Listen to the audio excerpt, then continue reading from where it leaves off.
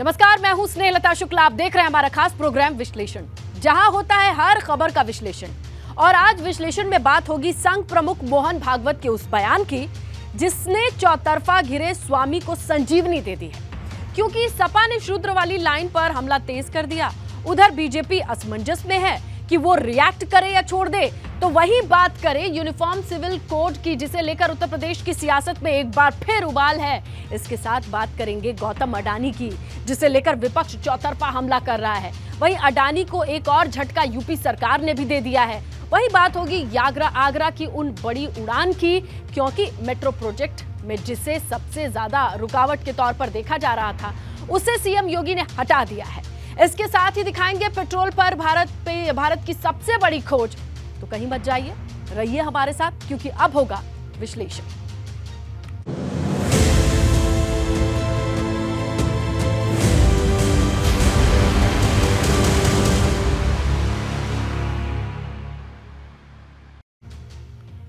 तो विश्लेषण में बात सबसे पहले मानस पर भागवत वाणी। स्वामी को मिली संजीवनी। ऐसा इसलिए कि जब से स्वामी ने रामचरितमानस पर बयान दिया है, तब से उन पर चौतरफे हमले ही हमले हैं।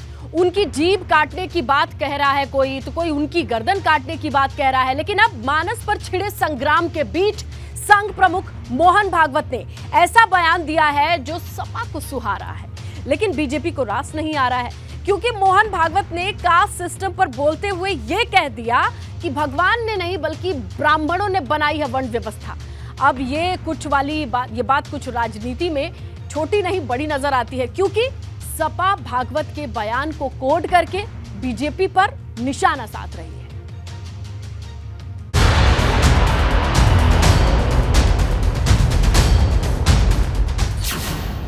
मानस पर भागवत वाणी, स्वामी को मिली संजीवनी।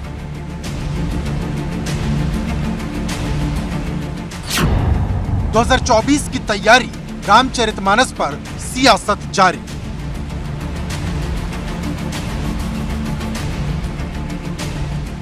क्या रामचरितमानस पर चौतरफा घिरे स्वामी प्रसाद मौर्य को संघ प्रमुख मोहन भागवत ने संजीवनी दे दी है? क्योंकि जब से संघ प्रमुख मोहन भागवत का बयान आया है, स्वामी प्रसाद मौर्य ने रामचरितमानस को लेकर अपनी मुहिम और तेज कर दी है और नाक कान गला काटने की धमकी देने वालों के खिलाफ ये कहते हुए मोर्चा खोल दिया कि वो शूद्र हैं, इसीलिए उन्हें धमकी दी गई। क्या कोई भागवत के खिलाफ भी ऐसा कहने की हिम्मत दिखाएगा? तथाकथित धर्माचार्यों ने सिर कलम करने, जीभ काट लेने, कान काट लेने, नाक काट लेने, हाथ काटने, हत्या कर देने के फरमान जारी करना शुरू कर दिए। धर्म की एक चादर के अंदर इन संतों महंतों धर्माचार्यों का जो असली रूप है, खूनी भेड़ियों का, आतंकवादियों का, अपराधियों का, वो सारे के सारे हिंसक चेहरे एक एक करके सामने आ गए।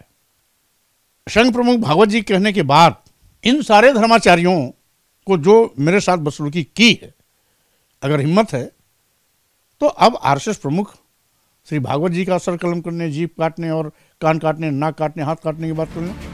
दरअसल संघ प्रमुख मोहन भागवत ने जाति व्यवस्था पर एक बड़ा बयान दिया, जिसमें उन्होंने कास्ट सिस्टम पर बोलते हुए कहा कि भगवान के सामने कोई जाति नहीं होती, ये तो कुछ ब्राह्मणों ने बनाई है। दोष तर उघड उघड दिसत आहेत। आपल्याच लोकांना पशुप्रमाणे वागवतो, एकमेकांमध्ये भेद मानतो, स्वार्थापोटी आपल्या बांधवांना विकून टाकायला मागे पुढे पाहत नाही। इतका खाली उतरलेला हा समाज, हा तर मरायच्याच लायकीचा आहे। याची परंपरा मोडीत काढायच्या लायकीची असं आहे का? असं आहे की नाही हे पंडित लोक सांगू शकत नाही। अब भागवत के इसी बयान को कोट करते हुए स्वामी प्रसाद मौर्य से लेकर अखिलेश यादव और पल्लवी पटेल सब मैदान में उतर आए हैं, जो एक तरफ भागवत की तारीफ कर रहे तो दूसरी तरफ बिना नाम लिए भाजपा पर निशाना साध रहे। जाति पंडितों ने बनाई है ये कहकर के संघ प्रमुख भागवत जी ने सच कहने की हिम्मत दिखाई। एक छोटी सी बात की थी कि तुलसीदास जी द्वारा रचित रामचरितमानस की चौपाइयों के कुछ अंश से जाति विशेष को इंगित करते हुए नीच और धर्म कहा गया। महिलाओं को नीच से भी नीच बताया गया। इस अंश को संशोधित करने या प्रतिबंधित करने की बात की थी। मोहन भागवत जी ने जो कहा है उसमें बड़ी ही विनम्रता से मैं ये भी जोड़ना चाहूँगी कि इस देश में, भारत देश में समता, समानता, संपन्नता, समृद्धि, उन्नति, ये सब भगवान गौतम बुद्ध, तथागत गौतम बुद्ध का अनुसरण करके ही संभव है और बौद्ध मार्गी हो करके ये देश विश्व गुरु बन सकता है। स्वामी प्रसाद मौर्य ने आज साफ तौर पर कहा कि चूंकि वो ऐसी जाति से आते हैं इसीलिए उन्हें इतना जो है परेशान किया जा रहा है, जानबूझकर तमाम मुकदमे जो हैं वो लगाए जा रहे हैं। अब मोहन भागवत ने अगर वो बात कही है तो क्या उनके खिलाफ भी वैसी कोई कार्रवाई करेगा? उधर भाजपा को समझ नहीं आ रहा कि भागवत के बयान को किस तरह से ले, क्योंकि एक तरफ डिप्टी सीएम केशव प्रसाद मौर्य से लेकर तमाम मंत्री और विधायक भागवत की तारीफ कर रहे हैं, लेकिन दूसरी तरफ स्वामी प्रसाद मौर्य पर निशाना भी साध रहे हैं। देखिए, परम पूज्य सरसंघ चालक जी के बयान पर मैं टिप्पणी नहीं कर सकता, क्योंकि मैं राष्ट्रीय स्वयंसेवक संघ का स्वयंसेवक हूँ। क्योंकि पूज्य सरसंघ चालक जी का कोई भी बयान होता है तो हर स्वयंसेवक के लिए वो मार्गदर्शन होता है और सही तरीके से राजनीति में काम करें। नकारात्मक राजनीति से समाजवादी पार्टी समाप्तवादी पार्टी बन रही है। देखिए, अब किसने बनाया था मैं ये नहीं कहूँगा, लेकिन परम पूज्य सरसंघ चालक जी ने जो कहा है बिल्कुल बात सही है। लेकिन हमें अखिलेश जी से उम्मीद नहीं थी, जिस तरह से उन्होंने कहा कि मैं शूद्र हूँ, और संविधान में यही नहीं, इसका मतलब संविधान को नहीं मानते लोग। कुल मिलाकर के उसका आशय यही है कि सब लोग जातिवाद के इस जो अलगाववाद है उसमें से निकल करके एक हो करके देश के भारत माता के पुत्र के नाते काम करे। जहां भारतीय जनता पार्टी कह रही है कि संघ प्रमुख ने बिल्कुल सही बयान दिया है, वहीं अगर बात करें तो विपक्ष के कई सारे लोग इस पर अब राजनीति भी कर रहे हैं। स्वामी प्रसाद मौर्य ने भी कहा है कि वही ये बात लगातार कई दिनों से कह रहे हैं, लेकिन उन पर लगातार टिप्पणियां की जा रही है जो बात आज संघ प्रमुख ने कहा है। वहीं भारतीय जनता पार्टी के तमाम नेता ये कह रहे हैं कि संघ प्रमुख ने बिल्कुल सही बात कही है, जातियों को जो है नीचे बनाया गया है, जबकि ईश्वर के लिए सभी व्यक्ति समान है। वहीं भागवत के बयान से जहां सपा को भाजपा पर निशाना साधने का मौका मिल गया, तो वहीं हिंदूवादी संगठनों और कुछ ब्राह्मणवादी संगठनों को ये बयान इतना नागवार गुजरा कि सड़क पर उतरकर भागवत का ही विरोध शुरू कर दिया। क्योंकि हिंदू महासभा जब भागवत के बयान को हिंदू राष्ट्र में विघ्न डालने वाला बता रही, तो मैं ब्राह्मण हूँ महासभा इसे ब्राह्मण विरोधी बता रही। समाज की आज़ादी में, ग्रंथों की रचना में ब्रह्म समाज का योगदान है। आज़ादी की लड़ाई में ब्रह्म समाज का, पंडित समाज का जिस प्रकार योगदान है, उसको नकार के उनको गाली दिलवाने का ये बयान इसको कहा जा सकता है। तो इस बयान के बाद से कहीं न कहीं ब्राह्मण समाज में ये रोष है कि इस बयान के बाद से उस देश में उनके प्रति नफरत की भावना और जाएगी और हिंसात्मक उनके खिलाफ कार्रवाई हो सकती है।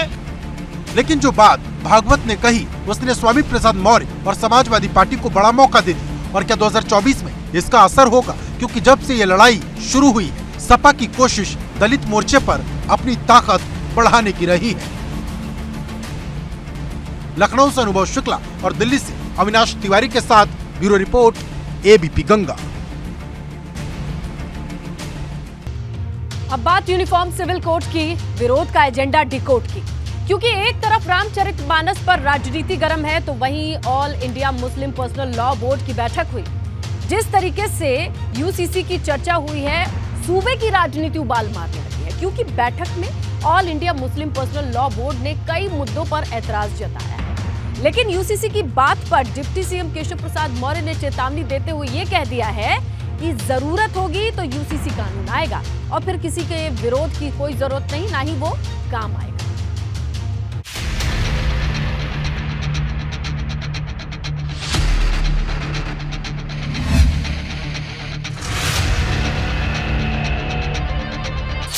Uniform civil code, all India Muslim personal law board का एजेंडा डिकोड।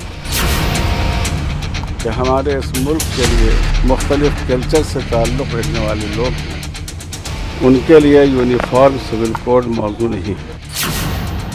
केशव प्रसाद मौर्य की चुनौती, यूसीसी पर बड़ी जंग होगी।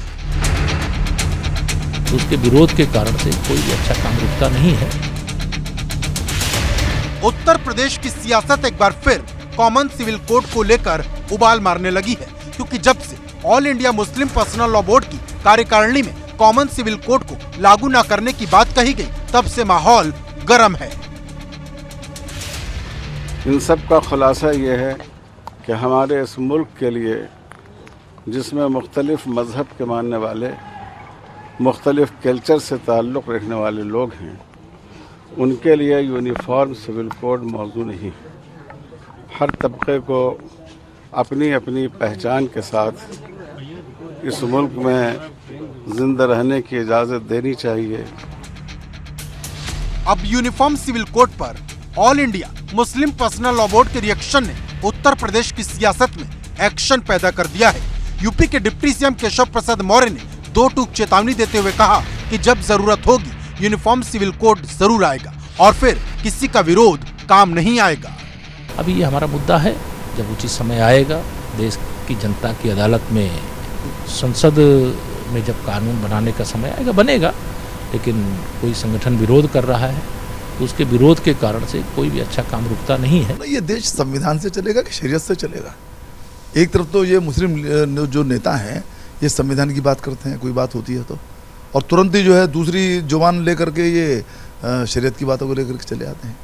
वो सबको समान नागरिक अधिकार के अंतर्गत न्याय देने की है और ये संविधान सम्मत है और देश संविधान से चलेगा, ये शरीयत से या किसी अन्य इस प्रकार के कानून से नहीं चलेगा। तो संविधान को पूरा देश मानता है तो उसमें कोई पर्सनल लॉ बोर्ड, जो मुस्लिम पर्सनल लॉ बोर्ड है, इसको मानने वाले को लॉ अलग से चलाएंगे तो शरीयत के आधार पे ही फिर ये सज़ा की बात भी करें। इनको ये मांग करनी चाहिए। आपके माध्यम से मेरा कहना है कि ये लोग ये मांग कर लें कि शरीयत के अनुसार ही हमें सजा हो। जो यूनिफॉर्म सिविल कोड है उसको लेकर साफ तौर पर कहा गया कि ये ठीक नहीं है और सरकार को अपने इस फैसले को तुरंत वापस ले लेना चाहिए। इतना ही नहीं, बोर्ड की बैठक में तमाम अन्य मुद्दों पर भी चर्चा हुई। खासतौर से जो वर्शिप एक्ट है उसको लेकर भी ये बोर्ड ने कहा है कि 1991 में जो कानून बना था सरकार को उसका पालन कराना चाहिए। All India Muslim personal law board की जिस बैठक को लेकर राजनीति गर्म है, उसमें कॉमन सिविल कोड के साथ साथ बुलडोजर, वंदे मातरम को जबरदस्ती थोपने, हेट स्पीच, लव जिहाद, मॉब लिंचिंग, ज्ञानवापी, मथुरा शाही ईदगाह विवाद पर भी खूब चर्चा हुई। मौलाना सैयद राबे हसनी नदवी समेत 51 सदस्य मौजूद थे, जिसमें असदुद्दीन ओवैसी, मौलाना महमूद मदनी, मौलाना खालिद सैफुल्लाह रहमानी और मौलाना सज्जाद नुमानी के साथ साथ मौलाना अरशद मदनी और मौलाना खालिद रशीद और डॉक्टर अजमा जहरा शामिल थे। और इससे हमारे देश का विकास और देश के जो मौलिक बिंदु हैं उन पर चर्चा होने के बजाय भावनात्मक इश्यूज पर घसीटा जा रहा है हमारे। और अफसोस की बात यह है कि जो सत्ता में इस वक्त पार्टी में जो लोग हैं वो भी इसके घातक परिणामों को ध्यान नहीं दे रहे हैं। लेकिन बड़ा सवाल यह है कि जब यूपी सरकार ने अभी तक यूनिफॉर्म सिविल कोड को लेकर कोई फैसला नहीं किया तो इसको लेकर all India Muslim personal law board हवा क्यों दे रहा? क्या ये दबाव बनाने की कोशिश है? क्योंकि इससे पहले CAA को लेकर भी खूब हंगामा हुआ था। Bureau report, ABP Ganga.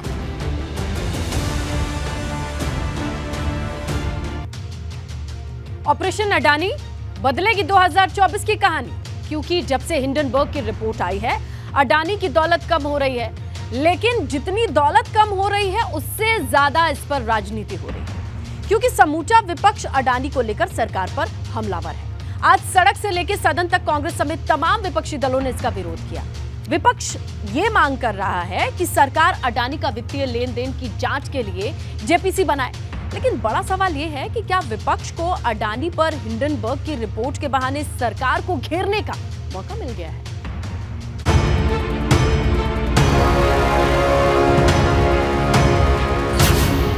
Operation Adani बदलेगा 24 की कहानी। अडानी के शेयर धड़ाम, सड़क से संसद तक संग्राम।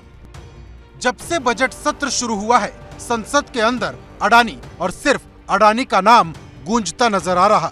इधर अडानी के शेयर धड़ाम होते जा रहे, उधर कांग्रेस समेत समूचे विपक्ष का हौसला बढ़ता जा रहा। न लोकसभा में कार्यवाही हो पा रही और न ही राज्यसभा चल पा रही, क्योंकि जैसे ही सदन की कार्यवाही शुरू होती है, विपक्षी दल अडानी पर चर्चा की मांग करते हुए विरोध शुरू कर देते हैं। सोमवार को यह विरोध उस वक्त 7वें आसमान पर पहुंच गया जब कांग्रेस समेत 15 विपक्षी पार्टियों ने संसद परिसर में गांधी प्रतिमा के सामने धरना शुरू कर दिया। दरअसल Congress, DMK, NCP, BRS, JDU, Sapa, CPM, CPI, Kerala Congress, JMM, RLD, RSP, आम आदमी पार्टी, एयूएमएल, आरजेडी और उद्धव ठाकरे की शिवसेना ने तय किया है कि संसद में वो कोई और मुद्दा नहीं उठाएंगे, सिर्फ अडानी पर ही सरकार को घेरेंगे। सरकार नहीं चाहती और सरकार डरी हुई है कि पार्लियामेंट में अडानी जी के बारे में डिस्कशन हो जाए, मगर सरकार को डिस्कशन अलाउ करना चाहिए। आप देखना पूरी कोशिश होगी और ये सरकार नहीं, मोदी जी पूरी कोशिश करेंगे। उसमें डिटेल चर्चा करने के लिए हम तैयार हैं। पहला हमारा मुद्दा ये है जो आज गड़बड़ी पूरे देश में हो रही है, नेशनली और इंटरनेशनली जो ये सब्जेक्ट आज उठा है, इसके ऊपर मोदी जी जवाब। इस पर जेपीसी के जरिए जांच होनी चाहिए और गवर्नमेंट इसको नहीं भी मानती है तो जांच हो, लेकिन चीफ जस्टिस ऑफ इंडिया की निगरानी में हो। ये हम सबकी मांग है, लेकिन वो चर्चा करने को तैयार नहीं, बात सुनने को तैयार नहीं। यानी इतना बड़ा घोटाला है, देश की जनता चिंतित है लेकिन सरकार बिल्कुल चिंतित। मोदी अडानी का ये महा घोटाला है। अडानी का जो भ्रष्टाचार है ये नरेंद्र मोदी का भ्रष्टाचार है, क्योंकि मोदी ने कोयला दिया, मोदी ने बिजली दिया, मोदी ने स्टील दिया, मोदी ने सीमेंट दिया, मोदी ने रेल दिया, मोदी ने सेल दिया, मोदी ने पोर्ट दिया, मोदी ने एयरपोर्ट दिया। आकाश से लेके पाताल तक नरेंद्र मोदी जी ने सब कुछ दिया है अडानी को, तो इसलिए ये मोदी का भ्रष्टाचार है।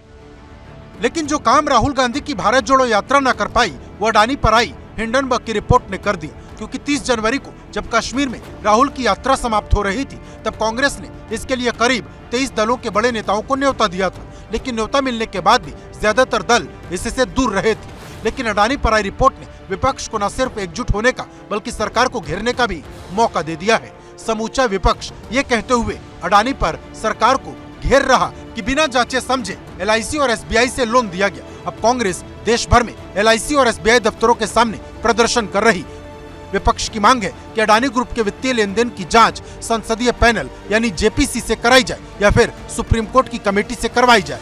अगर बात करें तो आज एक बार फिर से विपक्ष के हंगामे के बीच में संसद को स्थगित करना पड़ा, क्योंकि विपक्ष लगातार इस मसले को लेकर के सदन के अंदर हंगामा कर रहा है कि अडानी ग्रुप को लेकर के न सिर्फ संसद में चर्चा की जाए बल्कि जेपीसी का गठन भी किया जाए, जिसमें कि ये जांच हो सके कि आखिर एलआईसी और एसबीआई का कितना पैसा अडानी ग्रुप में निवेश है और किसके कहने पर इतना निवेश हुआ है।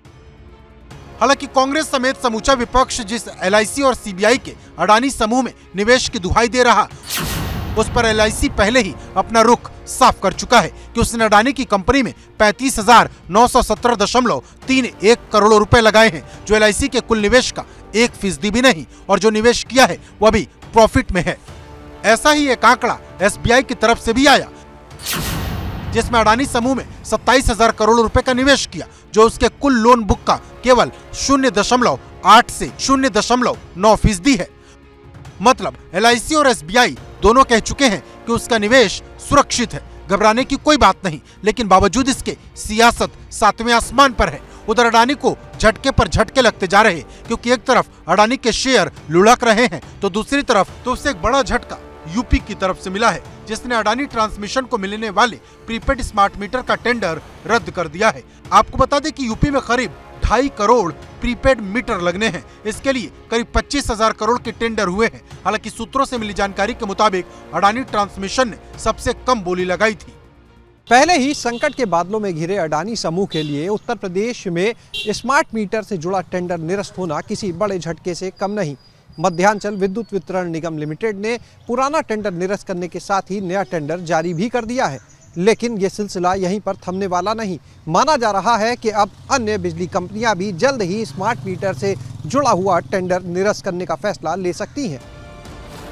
वहीं शेयरों में भारी गिरावट के बाद गौतम अडानी की नेटवर्थ $90 बिलियन हो गई है। पिछले साल दिसंबर में ये $150 बिलियन के करीब थी।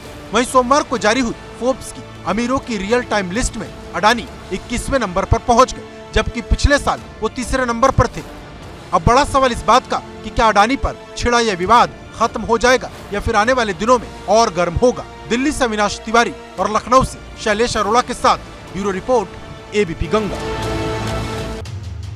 पटरी वाली उड़ान पाताल एक्सप्रेस से आएगी जान। बात हो रही है आगरा की, क्योंकि आगरा देश के उन चुनिंदा शहरों में एक होने वाला है जहां मेट्रो दौड़ेगी।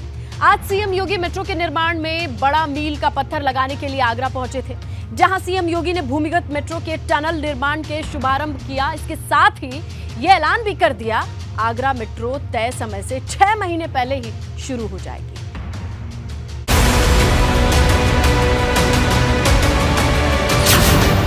आगरा की उड़ान पाताल एक्सप्रेस से आएगी जान।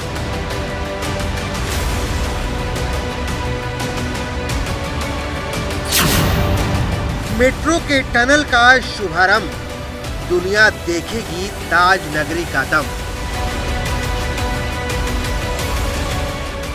यूं तो पूरी दुनिया में आगरा की पहचान है, क्योंकि जब भी कोई पर्यटक भारत आता है तो सबसे पहले आगरा ही आता है।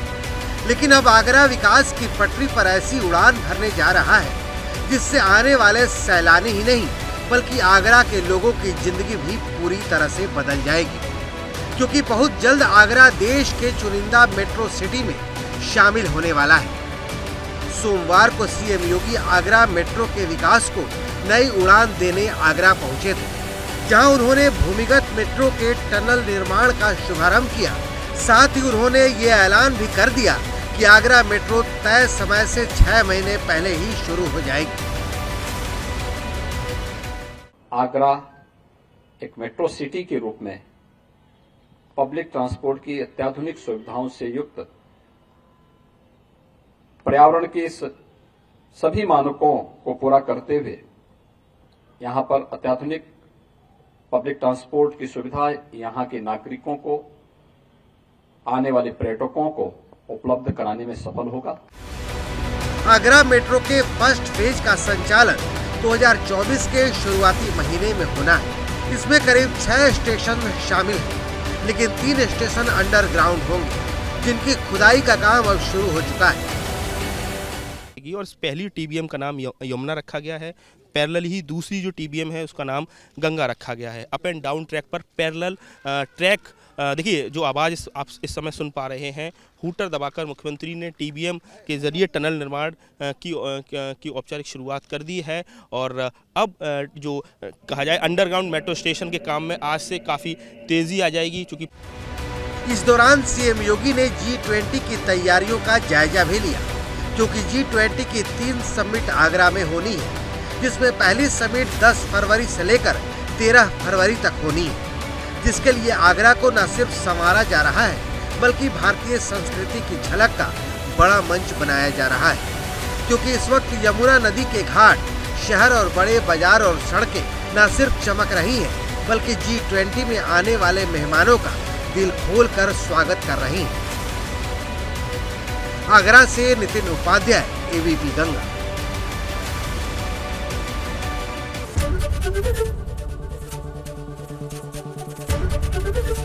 एबीपी गंगा, खबर आपकी, जुबान आपकी।